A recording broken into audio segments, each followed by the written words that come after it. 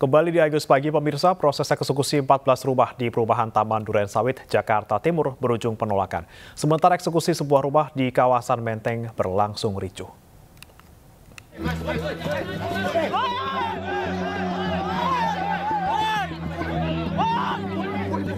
Kericuhan terjadi saat petugas gabungan hendak mengeksekusi 14 rumah warga di perumahan Taman Durensawit, Jakarta Timur.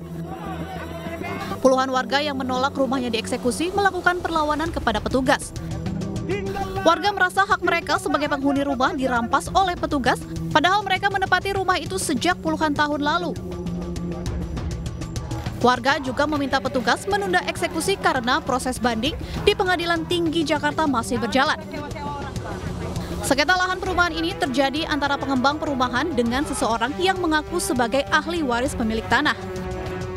Warga juga menemukan sejumlah kejanggalan dalam sengketa lahan ini. Semua warga 14 memiliki sertifikat asli ya, SHM, dan SHM ini itu ada contohnya semua. Salah satu contoh. Semuanya ada ya Pak? Semua Ada ya. Komplit. Ada lagi surat dari BPN Pak. Dan melakukan pengecekan ke BPN tentang status tanah. Di sini jelas sekali ya Bapak Ibu bisa lihat. Ini ada tulisannya ya, ini dari BPN asli. Di sini ada blokir ya. Sertifikat ini tidak terdapat blokir. Ya. Kemudian sita, sertifikat ini tidak terdapat sita. Kemudian juga informasi kasus seperti tidak terdapat sengketa maupun perkara. Jadi dijelaskan. Eksekusi paksa sebuah rumah seluas 800 meter oleh jurusita pengadilan di Jalan Tambak, Menteng, Jakarta Pusat berujung ricuh. Salah seorang penghadang meminta petugas sengketa angkat kaki dan membatalkan eksekusi. Namun petugas tetap mengeksekusi rumah hingga suasana makin panas saat petugas berusaha menjebol pertahanan sekelompok orang yang memblokade pintu gerbang.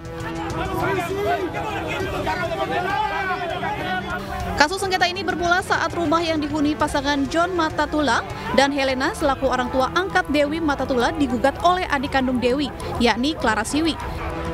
Gugatan diajukan sejak 2016 lalu dan Pengadilan Negeri Jakarta Pusat memenangkan Clara sebagai ahli waris yang sah. Dari Jakarta, Tim Liputan iNews melaporkan.